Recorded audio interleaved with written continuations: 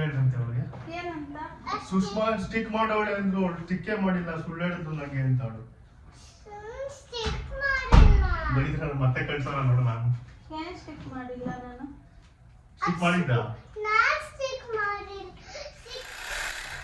Hi hello ನಮಸ್ತೆ welcome to Sushma creatives and vlogs hope ಎಲ್ಲರೂ ಚೆನ್ನಾಗಿದ್ದೀರಾ ಅಂತ. ಇವತ್ತು ಬಂದು ಮಂಡೇ ಅರೌಂಡ್ 12:30 ಇಂದ ವಿಡಿಯೋನ ಸ್ಟಾರ್ಟ್ ಮಾಡ್ತಾ ಇದ್ದೀನಿ. ಬೆಳಗ್ಗೆಯಿಂದನೇ ವಿಡಿಯೋನ ಕ್ಯಾಪ್ಚರ್ ಮಾಡಿದೆ, ಬಟ್ ಇಂಟ್ರೋ ಕೊಡೋದಕ್ಕಾಗಿರಲಿಲ್ಲ. ಸೊ ಈಗ ಇಂಟ್ರೋ ಕೊಟ್ಬಿಡೋಣ ಅಂದ್ಬಿಟ್ಟು ಇಂಟ್ರೋ ಕೊಡ್ತಾ ಇದ್ದೀನಿ. ಈಗ ತಾನೇ ಲಿಶು ಬಂದ್ಲು, ನೋಡಿದ್ರಲ್ಲ. ಬಂದಿದ ತಕ್ಷಣ ಆಟ ಏನಂತ ಚಾಕ್ಲೇಟ್ ಬೇಕು ಅಂತ. ಯಾಕಂದರೆ ಬೆಳಗ್ಗೆ ಹೋಗ್ಬೇಕಾದ್ರೆ ಹೇಳಿ ಕಳ್ಸಿರ್ತೀವಲ್ಲ, ನೀನು ಬಂದಮೇಲೆ ನಿನಗೆ ಒಂದು ಸರ್ಪ್ರೈಸ್ ಆಗಿ ಏನೋ ಕೊಡ್ತೀವಿ ಅಂತ. ಸೊ ಬಂದಿದ ತಕ್ಷಣ ಚಾಕ್ಲೇಟ್ ಬೇಕು, ಯಾವುದೇದೋ ತಂದು ಇಟ್ಕೊಂಡಿರ್ತಾಳೆ. ಅದನ್ನ ಅರ್ಧಂಬರ್ಧ ತಿನ್ನೋದು, ಫ್ರಿಜ್ಜಿಗೆ ಇಡೋದು. ಲಾಲಿಪಾಪ್ಸ್ ಅಂತೂ ಅದು ಎಷ್ಟು ಇಟ್ಟಿದ್ದಾಳೋ ಫ್ರಿಜ್ಜಲ್ಲಿ ಅಷ್ಟು ಇಟ್ಟಿದ್ದಾಳೆ. ಸೊ ಲಾಸ್ಟ್ ವಿಡಿಯೋದಲ್ಲಿ ನಾನು ಕಾಟನ್ ಕ್ಯಾಂಡಿ ಶೇರ್ ಮಾಡಿದಾಗ ಅದಕ್ಕೆ ಜಸ್ಟ್ ಶುಗರ್ ಅಷ್ಟೇನ ಹಾಕೋದು ಅಂತ ಕೇಳ್ತಾ ಇದ್ರಿ. ಹೌದು, ಜಸ್ಟ್ 1 ಸ್ಪೂನ್ ಶುಗರ್ ಅಷ್ಟೇ ಹಾಕಂಗಿರೋದು. ಅದರಲ್ಲೇ ಕೊಟ್ಟಿರ್ತಾರೆ ಒಂದು ಸ್ಪ್ಯಾಚುಲಾ ಥರ. ಅದರಲ್ಲಿ ಒಂದು ಸ್ಕೂಪ್ ಹಾಕಿದ್ರೆ ಸಾಕು, ಒಂದು ಫುಲ್ ಕಾಟನ್ ಕ್ಯಾಂಡಿ ನಾನೇನು ತೋರಿಸಿದ್ದೆ ಅಷ್ಟಾಗುತ್ತೆ. ಸೊ ಇದಿಷ್ಟು. ಹಾಗೆ ಅದಕ್ಕೆ ಯಾವುದೇ ಥರ ಬೇರೆ ಏನೋ ಮಿಕ್ಸ್ ಮಾಡೋ ಅಂಥದ್ದು ಏನೂ ಇರಲ್ಲ. ಇವತ್ತು ಟಿಫನ್ನಿಗೆ ದೋಸೆ ಹಾಗೂ ತೆಳು ಆಲೂಗೆಡ್ಡೆ ಪಲ್ಯ ಮಾಡಿದ್ದೆ. ತುಂಬ ದಿವಸ ಆಗಿತ್ತು ತೆಳು ಆಲೂಗೆಡ್ಡೆ ಪಲ್ಯ ಮಾಡಿ. ಈ ನಡುವೆ ಬರೀ ಆಲೂಗೆಡ್ಡೆ ಪಲ್ಯನೇ ಮಾಡ್ತಾ ಇದ್ದೆ. ಸೊ ಇವತ್ತು ಹೇಗೂ ಬಟಾಣಿ ಇತ್ತು, ಅದನ್ನು ಹಾಕಿ ತೆಳು ಆಲೂಗೆಡ್ಡೆ ಪಲ್ಯ ಮಾಡೋಣ ಅಂತ ಮಾಡ್ಕೊಂಡಿದ್ದೀನಿ. ಜಸ್ಟ್ ಲೈಕ್ ನಾವು ಹೇಗೆ ಬಾಂಬೆ ಸಾಗು ಮಾಡ್ತೀವಿ ಅದೇ ಥರನೇ. ಸೊ ಹೋಗಿ ರೆಸಿಪಿನ ನೋಡ್ಕೊಂಬನ್ನಿ. ಇನ್ನು ನಾನು ಕೂಡ ಲಿಶುಗೆ ಫ್ರೆಶ್ ಅಪ್ ಮಾಡಿ ಅಷ್ಟರಲ್ಲೇ ಅವಳಿಗೂ ಕೂಡ ಊಟ ಮಾಡಿಸ್ತೀನಿ. ಯಾವಾಗಲೂ ಒಂದೇ ಥರ ಆಲೂಗೆಡ್ಡೆ ಪಲ್ಯ ತಿನ್ನೋದಕ್ಕೆ ಬೋರ್ ಆಗುತ್ತೆ ಅಲ್ವಾ. ಸೊ ಈ ಥರ ಒಂದ್ಸರಿ ಟ್ರೈ ಮಾಡಿ ನೋಡಿ, ಆ್ಯಕ್ಚುಲಿ ಚೆನ್ನಾಗಿರುತ್ತೆ ದೋಸೆಗೆ ಕಾಂಬಿನೇಷನ್ ಆಗಿ. ಫಸ್ಟಿನೇ ನಾನು ಆಲೂಗೆಡ್ಡೆನ ಪ್ರೆಷರ್ ಕುಕ್ ಮಾಡಿ ಇಟ್ಕೊಂಡಿದ್ದೀನಿ. ನಾನಿವತ್ತು ಹಸಿ ಬಟಾಣಿ ತೊಗೊಂಡಿದ್ದೀನಿ. ಸೊ ಅದನ್ನು ಸಪ್ರೇಟಾಗಿ ಒಂದು ವಿಷಲ್ ತೊಗೊಂಡಿದ್ದೀನಿ. ನೆನೆಸಿರೋ ಬಟಾಣಿ ಅಂದರೆ ಆಲೂಗೆಡ್ಡೆನೇ ಸೇರಿಸಿ ಒಂದು 3 ವಿಷಲ್ಸ್ ತೊಗೊಬೋದು.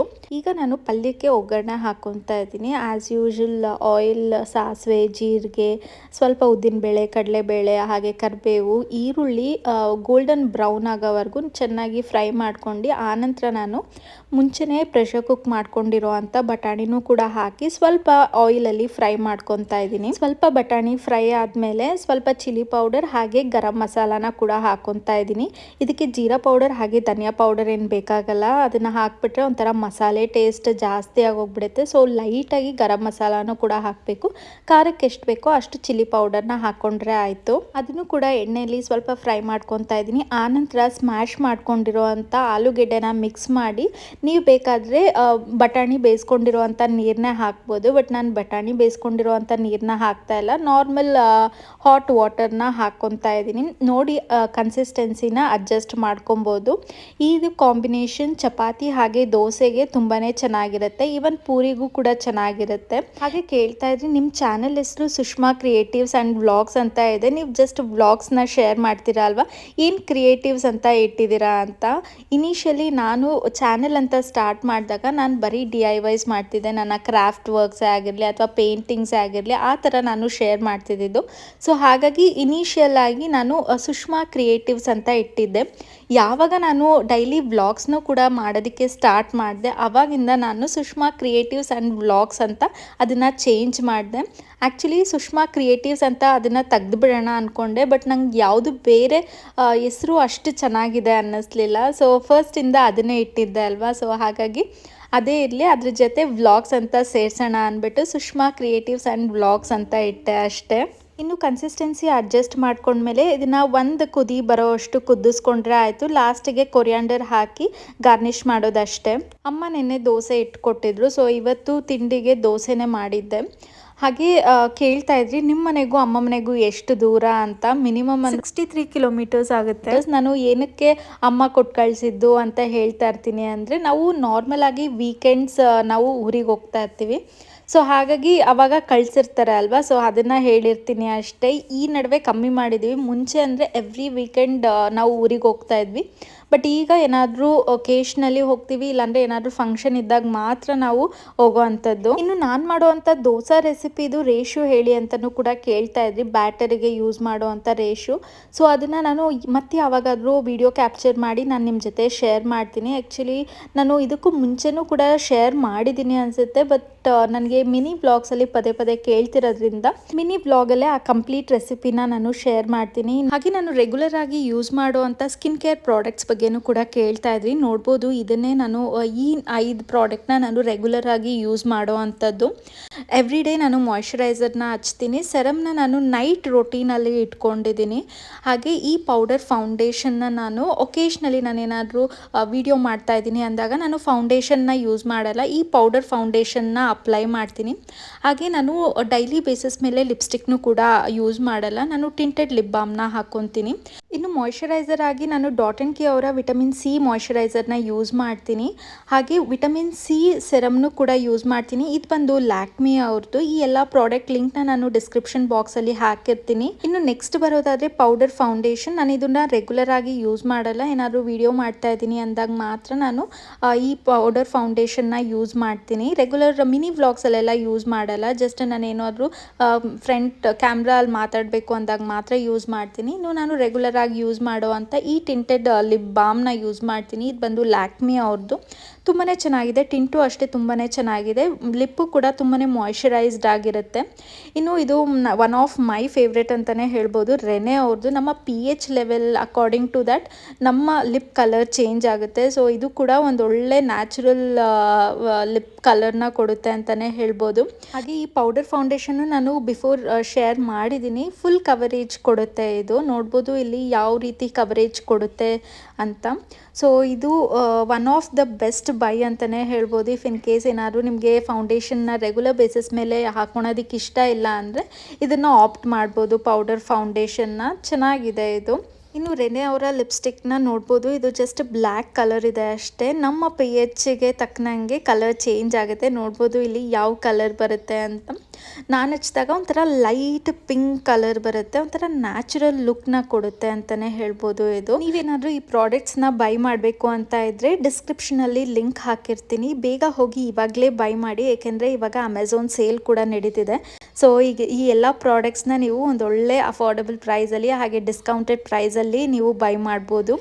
ಈ ನಡುವೆ ನಾವು ಊರಿಗೆ ಹೋಗ್ತಿಲ್ದಿರೋದ್ರಿಂದ ನನಗೆ ವಿಲೇದೆಲೆಗೆ ಸ್ವಲ್ಪ ಪ್ರಾಬ್ಲಮ್ ಆಗ್ತಾಯಿತ್ತು. ಇನ್ನು ಊರಿಗೆ ಹೋದರೆ ನಾನು ಎವ್ರಿ ವೀಕೆಂಡ್ ತಂದುಬಿಡ್ತಿದ್ದೆ ಮುಂಚೆ, ಬಟ್ ಈಗ ಅಷ್ಟಾಗಿ ಹೋಗ್ತಿಲ್ದಿರೋದ್ರಿಂದ ನಮಗೆ ಇಲ್ಲಿ ವಿಲೇದೆಲೆ ಸಿಗ್ತಾ ಇರಲಿಲ್ಲ. ಎಲ್ಲೆಲ್ಲೋ ಹೋಗಿ ತರಬೇಕಿತ್ತು. ಆನ್ಲೈನಲ್ಲಿ ತರಿಸಿದ್ರೆ 50 ರುಪೀಸ್ಗೆ ಬರೀ 5 ವಿಲೇದೆಲೆಸ್ ಕಳಿಸಿರ್ತಾರೆ, ಬಟ್ ಅದೂ ಕೂಡ ಚೆನ್ನಾಗಿರಲ್ಲ. ಸೊ ನಾನೇನು ಅಂದ್ಕೊಂಡೆ, ಈ ಸರಿ ಸಿಲ್ವರ್ ವಿಲೇದೆಲೆನ ಪರ್ಚೇಸ್ ಮಾಡಿಬಿಡೋಣ ಅಂತ. ಸೊ ಅದನ್ನು ಕೂಡ ಈ ವಿಡಿಯೋದಲ್ಲೇ ನಾನು ಆ ಕ್ಲಿಪ್ಪಿಂಗ್ಸು ಕೂಡ ಆ್ಯಡ್ ಮಾಡಿದ್ದೀನಿ. ಹಾಗೆ ಒಂದು ಸ್ವಲ್ಪ ಗೋಲ್ಡ್ ಪರ್ಚೇಸ್ ಕೂಡ ಮಾಡಬೇಕಿತ್ತು, ಸೊ ಅದನ್ನು ಕೂಡ ಈ ವಿಡಿಯೋದಲ್ಲಿ ಆ್ಯಡ್ ಮಾಡಿದ್ದೀನಿ. ಈ ವಿಡಿಯೋನ ಎಲ್ಲೂ ಸ್ಕಿಪ್ ಮಾಡ್ದಿರಾ ಕಂಪ್ಲೀಟಾಗಿ ವಿಡಿಯೋನ ನೋಡಿ. ಹಾಗೆ ಇನ್ನೂ ಯಾರೆಲ್ಲ ನನ್ನ ವಿಡಿಯೋನ ಸಬ್ಸ್ಕ್ರೈಬ್ ಮಾಡ್ದಿರಾ ನೋಡ್ತಾ ಇದ್ದೀರಾ ಅಂದರೆ ಪ್ಲೀಸ್ ಹೋಗಿ ಸಬ್ಸ್ಕ್ರೈಬ್ ಮಾಡಿ. ಬಟ್ಟೆ ನೀನು ತಿಂತಾ ಇದ್ರೆ ನಾನು ಬಟ್ಟೆ ಒಣಗಾಕ್ಬಿಟ್ಟು ಬರ್ತೀನಿ, ಆಯಿತಾ? ಪ್ಲೀಸ್ ನಾನು ಪೀಸ್ ಮಾಡಿರ್ತೀನಿ. ಸೊ ಲಿಶುನು ಕೂಡ ಬಂದ್ಲಲ್ಲ, ಅಷ್ಟರಲ್ಲಿ ಅವಳಿಗೂ ಕೂಡ ಫ್ರೆಶ್ ಅಪ್ ಎಲ್ಲ ಮಾಡಿಸಿ ಈಗ ದೋಸೆ ಹಾಕ್ಕೊಟ್ರೆ ಟಿ ವಿ ನೋಡ್ಕೊಂಡು ಅವಳೇ ತಿಂತಾ ಇರ್ತಾಳೆ. ಒಂದ್ಸರಿ ತಿನ್ಸು ಅಂತ ಆಟ ಮಾಡ್ತಾಳೆ. ನಾನು ಬಟ್ಟೆ ಒಣಗಾಕೋವರೆಗೂ ಆಲ್ಮೋಸ್ಟ್ ಒಂದು ಅರ್ಧ ಗಂಟೆ ಕೂತಿದ್ಲು. ಆಮೇಲೆ ನಾನೇ ಇನ್ನು ಲಾಸ್ಟಲ್ಲಿ ಒಂದು 3-4 ಪೀಸ್ ಏನೋ ಇತ್ತು, ನಾನು ಅದನ್ನು ತಿನ್ನಿಸ್ದೆ. ಬೆಳಗ್ಗೆನೇ ಇವತ್ತು ಬಟ್ಟೆ ಮಿಷಿನ್ಗೆ ಹಾಕಿದ್ದೆ, ಬಟ್ ಒಣಗಾಕೋದಕ್ಕೆ ಟೈಮೇ ಆಗಿರಲಿಲ್ಲ. ಇವಾಗ ಲಿಶು ಬಂದಮೇಲೆ ಒಣಗಾಕ್ತಾ ಇದ್ದೀನಿ. ಆ್ಯಕ್ಚುಲಿ 1:30ಗೇನೋ ನಾನು ನಾರ್ಮಲ್ ಆಗಿ ನನ್ನ ಮಿನಿ ವ್ಲಾಗ್ಸ್ನ ಶೇರ್ ಮಾಡ್ತೀನಿ. ಅದೆಲ್ಲ ಆದಮೇಲೆ ನಾನು ಬೇರೆ ಕೆಲಸ ಮಾಡೋ ಅಂಥದ್ದು. ಸೊ ಇವತ್ತು ಅಷ್ಟೇ ನನ್ನ ವೀಡಿಯೋನೆಲ್ಲ ಪೋಸ್ಟ್ ಮಾಡಿ ಆನಂತರ ನಾನು ಈಗ ಬಟ್ಟೆ ಒಣಗಾಕೋದಕ್ಕೆ ಹೋಗ್ತಾ ಇದ್ದೀನಿ. ಸ್ವಲ್ಪ ಒಂದೊಂದು ದಿವಸ ಬ್ಯುಸಿ ಇರ್ತೀನಿ, ಯಾವಾಗ ವೀಡಿಯೋ ರೆಕಾರ್ಡ್ ಮಾಡ್ಕೊಬೇಕು ಅಥವಾ ಎಡಿಟ್ ಮಾಡಬೇಕು ಅನ್ನೋ ದಿವಸ ನಾನು ಸ್ವಲ್ಪ ಬ್ಯುಸಿ ಇರ್ತೀನಿ. ಹಾಗೆ ಕೇಳ್ತಾ ಇದ್ದೀನಿ ನಿಮಗೆ ವಿಡಿಯೋ ಎಡಿಟಿಂಗಿಗೆ ಶರಣ್ ಏನಾದರೂ ಹೆಲ್ಪ್ ಮಾಡ್ತಾರಾ ಅಂತ. ಈಗ ಹೆಲ್ಪ್ ಮಾಡ್ತಿಲ್ಲ, ಬಟ್ ಇನಿಷಿಯಲಿ ನಾನು ಚಾನಲ್ ಅಂತ ಸ್ಟಾರ್ಟ್ ಮಾಡಿದಾಗ ವಿಡಿಯೋ ಕ್ಯಾಪ್ಚರ್ ಮಾಡ್ತಿದ್ದಿದ್ದು ಅವರೇ, ಎಡಿಟ್ ಮಾಡ್ತಿದ್ದಿದ್ದು ಅಷ್ಟೇ ಅವರು ಸಿಸ್ಟಮಲ್ಲಿ ಎಡಿಟ್ ಮಾಡ್ತಾಯಿದ್ರು. ಸೊ ಆಗ ಒಂದು ಸ್ಟಾರ್ಟಿಂಗಲ್ಲಿ ಒಂದು 4 ವೀಡಿಯೋಸ್ ಏನೋ ಅವರು ಎಡಿಟ್ ಮಾಡಿಕೊಟ್ರು. ಆಮೇಲೆ ನಾನೇ ವಿಡಿಯೋ ಕ್ಯಾಪ್ಚರ್ ಮಾಡ್ಕೊಂಡು ಮೊಬೈಲಲ್ಲಿ ಎಡಿಟ್ ಮಾಡೋದಕ್ಕೆ ಅಂತ ಸ್ಟಾರ್ಟ್ ಮಾಡಿದೆ. ಇನಿಷಿಯಲಿ ಸ್ವಲ್ಪ ಕಷ್ಟ ಆಗ್ತಾಯಿತ್ತು, ಬಿಕಾಸ್ ನಾವಷ್ಟು ಪ್ರೋ ಆಗಿರಲ್ಲ ಅಲ್ವಾ. ಸೊ ಈಗ ಅದು ಅಭ್ಯಾಸ ಆಗೋಗ್ಬಿಟ್ಟಿದೆ. ವಿತಿನ್ ಶಾರ್ಟ್ ವಿಡಿಯೋ ಆದರೆ ಒಂದು ಹಾಫ್ ಆನ್ ಅವರಲ್ಲಿ ನಾನು ಎಡಿಟ್ ಮಾಡಿಬಿಟ್ಟಿರ್ತೀನಿ. But voice over will be ಸ್ವಲ್ಪ ಟ್ರಿಕ್ಕಿ ಆಗೇ ಇರುತ್ತೆ, ಒಂಥರ ಕ್ಯಾಚಿಯಾಗಿ ಮಾತಾಡಬೇಕು ಅದೆಲ್ಲ. ಹಾಗೆ ಕೇಳ್ತಾ ಇದ್ರಿ, ಇನಿಷಿಯಲಿ ನಿಮಗೆ ಭಯ ಆಗಲಿಲ್ವಾ, ನಿಮಗೆ ಬ್ಯಾಡ್ ಕಮೆಂಟ್ಸ್ ಬಂದಾಗ ಅದನ್ನು ಹೆಂಗೆ ರಿಸೀವ್ ಮಾಡ್ತೀರಾ ಅಂತ. ಆ್ಯಕ್ಚುಲಿ ಬ್ಯಾಡ್ ಕಮೆಂಟ್ಸ್ ಬಂದಾಗ ಇನಿಷಿಯಲಿ ನಾನು ಆ ಡೇ ಪೂರ್ತಿ ಅದನ್ನೇ ಯೋಚನೆ ಮಾಡ್ತಾ ಕೂತ್ಕೊತಿದ್ದೆ. ಬಟ್ ಸ್ವಲ್ಪ ಟೈಮ್ ಆದಮೇಲೆ ಅನ್ನಿಸ್ತು ನನಗೆ, ನಾನು ಯಾಕೆ ಬೇರೆಯವ್ರಿಗೋಸ್ಕರ ಬೇರೆಯವ್ರು ಏನೋ ಅಂದರು ಅಂತ ನಾನು ತಲೆ ಕೆಡಿಸ್ಕೊಬೇಕು. ಆ ಡೇ ಪೂರ್ತಿ ನನಗೆ ವೇಸ್ಟ್ ಆಗ್ತಿದೆ ಅಲ್ವಾ. ಅದನ್ನು ವೇಸ್ಟ್ ಮಾಡೋ ಬದಲು ನಾನು ಹೆಂಗೆ ಬೆಟರ್ ಮಾಡ್ಬೋದು ನೆಕ್ಸ್ಟ್ ವೀಡಿಯೋದಲ್ಲಿ ಅನ್ನೋದನ್ನ ನಾನು ಕಲಿತಾ ಬಂದೆ. ಸೊ ಈಗ ನಾನು ಬ್ಯಾಡ್ ಕಮೆಂಟ್ಸಿಗೆಲ್ಲ ನಾನು ಯಾವುದಾದ್ರೂ ರಿಪ್ಲೈ ಮಾಡಬೇಕು ಅನಿಸಿದ್ರೆ ಮಾಡ್ತೀನಿ, ಇಲ್ಲ ಅಂದರೆ ಅದನ್ನು ಡಿಲೀಟ್ ಮಾಡ್ತೀನಿ, ನಾನು ಮೂವ್ ಆನ್ ಆಗ್ತೀನಿ. ಏಕೆಂದರೆ ಬೇರೆಯವರಿಗೋಸ್ಕರ ನಾವು ನಮ್ಮ ಟೈಮ್ನ ವೇಸ್ಟ್ ಮಾಡೋದಕ್ಕಾಗಲ್ಲ ಅಲ್ವಾ. ಸೊ ಹಾಗಾಗಿ ನೀವು ಯಾವಾಗ ಯೋಚನೆ ಮಾಡೋದಕ್ಕೆ ಸ್ಟಾರ್ಟ್ ಮಾಡ್ತೀರಾ ಅಥವಾ ಅವ್ರಿಗೆ ಗೊತ್ತಾಗುತ್ತೆ ನೀವು ಅದ್ರ ಬಗ್ಗೆ ಥಿಂಕ್ ಮಾಡ್ತಾ ಇದ್ದೀರಾ ಅಂದಾಗ ಅವ್ರು ಇನ್ನೂ ಜಾಸ್ತಿ ಮಾಡ್ತಾರೆ. ಸೊ ಹಾಗಾಗಿ ಅದನ್ನು ನೆಗ್ಲೆಕ್ಟ್ ಮಾಡೋದು ವಾಸಿ ಅನಿಸುತ್ತೆ. ಬೆಳಗ್ಗೆ ಶರಣ್ಗೆ ನಾನು ಕಾಫಿ ಕೊಟ್ಟಿರಲಿಲ್ಲ, ಯಾಕಂದರೆ ಅವ್ರಿಗೆ ಟಿಫನ್ ಆದಮೇಲೆ ಅವರು ಏನೋ ಬ್ಯಾಂಕ್ ಕೆಲಸ ಇದೆ ಅಂತ ಈಚೆ ಹೋಗಿದ್ರು. ಹಾಗೆ ಬರ್ತಾ ಲಿಶುನು ಕೂಡ ಕರ್ಕೊಂಬರ್ತೀನಿ ಅಂತ ಹೋಗಿದ್ರು. ಇನ್ನು ಲಿಶುನ ಕರ್ಕೊಂಡು ಬಂದಮೇಲೆ ಅವ್ಳಿಗೂ ಕೂಡ ಟಿಫನ್ ಎಲ್ಲ ಕೊಟ್ಟು ಇನ್ನು ಶರಣ್ಗೆ ಕಾಫಿ ಕೊಡಬೇಕಿತ್ತು. ಯಾಕೆಂದರೆ ಅವರು ಕೂಡ ವರ್ಕ್ ಮಾಡ್ತಿರ್ತಾರೆ ಅಲ್ವಾ, ಪ್ರೆಷರ್ ಇರುತ್ತೆ. ಸೊ ಸ್ವಲ್ಪ ರಿಲ್ಯಾಕ್ಸ್ ಆಗುತ್ತೆ ಕಾಫಿ ಕುಡಿದಾಗ, ಒಂಥರ ರಿಫ್ರೆಶಿಂಗ್ ಆಗಿರುತ್ತೆ ಅಂತ ಅವ್ರಿಗೂ ಕೂಡ ಕಾಫಿ ಕೊಟ್ಟೆ. ಇನ್ನು ನಾನು ಅರೌಂಡ್ ಮಧ್ಯಾಹ್ನ ಹಂಗೆ ನಾನು ಅಡುಗೆಗೂ ಕೂಡ ರೆಡಿ ಮಾಡ್ಕೊಂಬಿಡ್ತೀನಿ. ಏನಾದರೂ ಪ್ರೆಷರ್ ಕುಕ್ ಮಾಡೋದಾದರೆ ಪ್ರೆಷರ್ ಕುಕ್ ಮಾಡಿ ಇಟ್ಕೊಂಡ್ಬಿಡ್ತೀನಿ. ಇವತ್ತು ಲಿಶುನು ಕೂಡ ಹೋಮ್ವರ್ಕ್ನ ಅವಳೇ ಬರೀತಿದ್ಲು. ಈಗ ನಾನು ಬಿಟ್ಬಿಟ್ಟಿದ್ದೀನಿ ಅವಳಿಗೆ ಬರೆಯೋದಕ್ಕೆ. ಸೊ ಹಾಗಾಗಿ ಅವಳು ಹೋಮ್ವರ್ಕ್ ಬರೀತಿದ್ಲು, ನಾನು ಕೂಡ ಈ ಕಡೆ ಅಡುಗೆಗೆ ರೆಡಿ ಮಾಡ್ಕೊಂಬಿಡೋಣ ಅಂತ ರೆಡಿ ಮಾಡ್ಕೊತಾ ಇದ್ದೀನಿ. ಫಸ್ಟು ನಾನು ತರಕಾರಿ ಸಾಂಬಾರು ಮಾಡೋಣ ಅಂದ್ಕೊಂಡೆ, ಬಟ್ ಆಮೇಲೆ ಸ್ವಲ್ಪನೇ ಬೆಂಡೆಕಾಯಿ ಇತ್ತು. ಇನ್ನು ಬೆಂಡೆಕಾಯಿ ಹಾಳಾಗ್ಬಿಡುತ್ತೆ, ಬೆಂಡೆಕಾಯಿ ಸಾಂಬಾರು ಮಾಡಿಬಿಡೋಣ ಅಂತ ರೆಡಿ ಮಾಡ್ಕೊತಾ ಇದ್ದೀನಿ. ನಾನಿಲ್ಲಿ 1 ಲೋಟ ಬೇಳೆಗೆ 1 ಈರುಳ್ಳಿ 1 ಟೊಮ್ಯಾಟೊನ ಕಟ್ ಮಾಡಿ ಹಾಕ್ಕೊತಾ ಇದ್ದೀನಿ. ಹಾಗೆ 1 ಟೊಮ್ಯಾಟೊ ಹಾಗೆ ಈರುಳ್ಳಿನ ಹಾಗೇ ಹಾಕ್ಕೊತಾ ಇದ್ದೀನಿ. ಅದಷ್ಟನ್ನು ಪ್ರೆಷರ್ ಕುಕ್ ಮಾಡ್ಕೊತೀನಿ. ಈಗ ಬೆಂಡೆಕಾಯಿನ ನೀಟಾಗಿ ವಾಶ್ ಮಾಡಿ ಅದನ್ನು ಡ್ರೈ ಮಾಡಿ ಆನಂತರ ನಾನಿಲ್ಲಿ ಕಟ್ ಮಾಡ್ಕೊತಾ ಇದ್ದೀನಿ. ಸ್ವಲ್ಪ ಒದ್ದೆ ಇದ್ದಾಗೆ ನಾವು ಕಟ್ ಮಾಡೋದಕ್ಕೆ ಹೋದರೆ ಅದ್ರ ಲೋಳೆ ಅಂತಾರಲ್ಲ ಅದೆಲ್ಲ ಒಂಥರ ಕೈಗೆ ಅಂಟ್ತಾ ಇರುತ್ತೆ.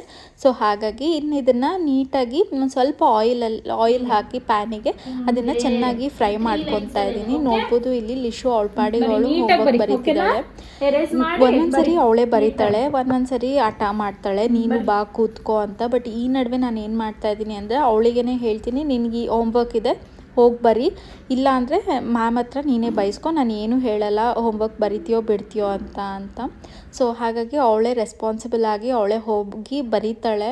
ಮುಂಚೆ ನಾನು ಕೂಡ ಅವಳ ಪಕ್ಕದಲ್ಲೇ ಕೂತ್ಕೊಂಡು ಹೋಮ್ವರ್ಕ್ ಬರೆಸ್ತಿದ್ದೆ. ಬಟ್ ಏನು ಮಾಡ್ತಾಳೆ ಅಂದರೆ ನಾನು ಅಲ್ಲಿ ಕೂತ್ಕೊಂಡಾಗ ಬರೀ ಮಾತಾಡೋದು, ಆಗ ನನಗೆ ಸಿಟ್ಟು ಬರುತ್ತೆ, ನಾನು ಬೈಯೋದು ಹೊಡಿಯೋದು ಆ ರೀತಿ ಮಾಡ್ತೀನಿ. ಅದಕ್ಕೇ ಇವಾಗ ಅವಳನ್ನೇ ಬಿಟ್ಟು ನಾನು ಈಚೆ ಬಂದುಬಿಡ್ತೀನಿ.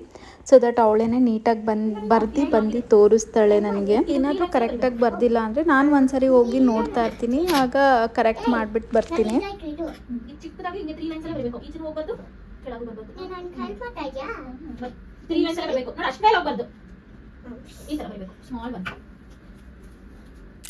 ಇನ್ನು ನಾನು ಸಾಂಬಾರು ಮಸಾಲೆಗೆ ಕಾಯಿ, ಸ್ವಲ್ಪ ಕೊತ್ತಂಬರಿ, ಹಾಗೆ ನಾನು ಪ್ರೆಷರ್ ಕುಕ್ ಮಾಡಿ ಇಟ್ಕೊಂಡಿರ್ತೀನಲ್ಲ ಈರುಳ್ಳಿ ಟೊಮ್ಯಾಟೊ ಅದನ್ನು ಕೂಡ ಹಾಕಿ 1 ಸ್ಪೂನ್ ಅಥವಾ 2 ಸ್ಪೂನ್ ಆಗೋವಷ್ಟು ಸಾಂಬಾರು ಪೌಡರ್ನ ಹಾಕಿ ನಾನು ಗ್ರೈಂಡ್ ಮಾಡ್ಕೊತೀನಿ.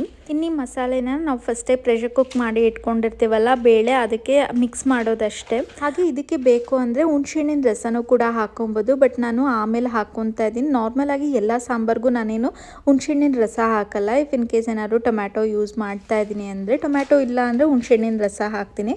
ಬಟ್ ಇವತ್ತು ನಾನು ಹುಣಸೆಹಣ್ಣಿನ ರಸ ಸ್ವಲ್ಪ ಹಾಕ್ತಾ ಇದ್ದೀನಿ, ಏಕೆಂದರೆ ನಾವು ಬೆಂಡೆಕಾಯಿನ ಹಾಕ್ತಿರೋದ್ರಿಂದ ಅದು ಲೋಳೆ ಆಗಿ ಆಗಬಾರ್ದು ಅಂತ ಸ್ವಲ್ಪ ಹುಣಸೆಹಣ್ಣಿನ ರಸನೂ ಕೂಡ ಹಾಕ್ತಾ ಇದ್ದೀನಿ, ಆಗ ಆ ಥರ ಆಗಲ್ಲ.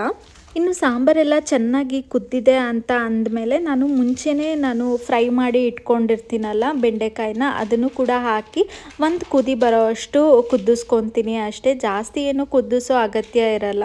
ನಾನು ಈ ಕಡೆ ಸಾಂಬಾರು ಮಾಡ್ಕೊಳೋ ಅಷ್ಟರಲ್ಲಿ ಲಿಶುನು ಕೂಡ ಹೋಮ್ವರ್ಕ್ ಮುಗಿಸಿದ್ಲು. ಸೊ ಅವಳನ್ನು ಕೂಡ ಸ್ವಲ್ಪ ಟೈಮ್ ಮಲಗಿಸ್ತೀನಿ ಈಗ. ಸೊ ದಟ್ 5:30 ಹಂಗೆ ಅವಳನ್ನ ಕೆಳಗೆ ಆಟಾಡಕ್ಕೆ ಕರ್ಕೊಂಡು ಹೋಗೋಕ್ಕೆ ಸರಿ ಹೋಗುತ್ತೆ ಅಂತ. ಈಗ ಲಾಸ್ಟಲ್ಲಿ ನಾನು ಸಾಂಬಾರಿಗೆ ಒಗ್ಗರಣೆ ಕೊಡ್ತಾ ಇದ್ದೀನಿ. ಸೊ ನಾನು ಆಗಲೇ ಹೇಳಿದ್ದೆ ಅಲ್ವಾ ಗೋಲ್ಡ್ ಪರ್ಚೇಸ್ ಮಾಡಬೇಕು ಅಂತ ಇದ್ದೀನಿ ಅಂತ. ಈಗಿನ ರೇಟಲ್ಲಿ ಏನು ಗೋಲ್ಡ್ ಪರ್ಚೇಸ್ ಮಾಡ್ತಾ ಇದ್ದಾರೆ ಅಂತ ಅನ್ಕೊಬೋದು. ಆ್ಯಕ್ಚುಲಿ ನಾನು ಮಂತ್ಲಿ ಸ್ಕೀಮಾಗಿ ಈ ಥರ ಗೋಲ್ಡ್ ಶಾಪಲ್ಲೆಲ್ಲ ಚೀಟಿ ಕಟ್ತಾರಲ್ಲ ಆ ಥರ ಅದನ್ನು ಪೇ ಮಾಡ್ತಿದ್ದೆ. ನೆಕ್ಸ್ಟ್ ಮಂತ್ ಅದು ಮುಗ್ದೋಗುತ್ತೆ. ಸೊ ಹಾಗಾಗಿ ಒಂದು ಅಂದಾಜು ಸಿಗುತ್ತೆ ಎಷ್ಟು ಹಾಕಬೇಕು, ನಾನು ಏನಾದರೂ ನೋಡಿದ್ರೆ ಏನಾದರೂ ಇಷ್ಟ ಆದರೆ ಅಂತ. ಸೊ ನಾನು ಕೂಡ ಸ್ವಲ್ಪ ಗೋಲ್ಡ್ ಐಟಮ್ಸ್ನ ನೋಡಿದೆ ಇವತ್ತು. ಹೇಗೂ ನಾನು ಈ ಸಿಲ್ವರ್ ವಿಳೆದೆಲೆನ ತೊಗೊಳೋದಕ್ಕೆ ಹೋಗಿದ್ದೆ ಅಲ್ವಾ, ಸೊ ಹಾಗಾಗಿ ನಾನು ಯಾವ ಸಿಲ್ವರ್ ವಿಳೆದೆಲೆ ತೊಗೊಂಡೆ ಅನ್ನೋದನ್ನ ನಾನು ನೆಕ್ಸ್ಟ್ ವಿಡಿಯೋದಲ್ಲಿ ಶೇರ್ ಮಾಡ್ತೀನಿ. ಅದೆಷ್ಟಾಯಿತು ಅನ್ನೋದೆಲ್ಲ ನಾನು ನೆಕ್ಸ್ಟ್ ವಿಡಿಯೋದಲ್ಲಿ ಶೇರ್ ಮಾಡ್ತೀನಿ. ನೋಡ್ಬೋದು ಇದೆಲ್ಲ ನಾನು ನೋಡಿದಂಥ ಗೋಲ್ಡ್ ಚೈನ್ಸು. ಇದು ಸಿಲ್ವರ್ ಅಂತ ಅಂದ್ಕೊಬೇಡಿ, ಇದೆಲ್ಲ ಗೋಲ್ಡ್ ಚೈನು. ಯಾಕೆಂದರೆ ಇವಾಗಂತೂ ಸಿಲ್ವರಲ್ಲೂ ಕೂಡ ಸೇಮ್ ಡಿಸೈನ್ಸ್ ಬಂದುಬಿಟ್ಟಿದೆ. ಆಮೇಲೆ ಅನ್ನಿಸ್ತು ಸುಮ್ಮನೆ ಈ ಗೋಲ್ಡ್ ಅಷ್ಟೊಂದು ದುಡ್ಡು ಕೊಟ್ಟು ತೊಗೊಳೋ ಬದಲು ಮೋಸ್ಟ್ ಪ್ರಾಬಬ್ಲಿ ನಾನು ಸಿಲ್ವರಲ್ಲಿ ಇದನ್ನೇ ಪರ್ಚೇಸ್ ಮಾಡ್ತೀನಿ ಅಂದರೆ 3,000 to 5,000 ಬಂದುಬಿಟ್ಟಿರುತ್ತೆ ಇದನ್ನೆಲ್ಲ. ಸೊ ನೋಡಬೇಕು, ಇನ್ನು ಕನ್ಫ್ಯೂಷನಲ್ಲಿದ್ದೀನಿ. ಸ್ವಲ್ಪ ಏನಾದರೂ ಗೋಲ್ಡ್ ತೊಗೊಂಡ್ರೆ ಅಕ್ಷಯ ತೃತೀಯಾಗೆ ತೊಗೊಳೋಣ ಅಂತ ಅಂದ್ಕೊಂಡಿದ್ದೀನಿ. ಅಷ್ಟರಲ್ಲಿ ನಾನು ಕೂಡ ಇನ್ನೊಂದು ಸ್ವಲ್ಪ ಸೇವಿಂಗ್ಸ್ ಅಂತ ಮಾಡ್ಕೊಂಡು ನನ್ನ ದುಡ್ಡಲ್ಲೇ ಪರ್ಚೇಸ್ ಮಾಡಬೇಕು ಅಂತ ಇದ್ದೀನಿ. ನನಗೆ ಶರಣ್ ಹತ್ರ ಇಸ್ಕೊಳೋದು ಬೇಡ ಅಂತ ನಾನು ಅಂದ್ಕೊಂಡಿರೋದು. ಸೊ ಈ ವಿಡಿಯೋನ ಇಲ್ಲೇ ಎಂಡ್ ಮಾಡ್ತೀನಿ. Thank you for watching. Bye.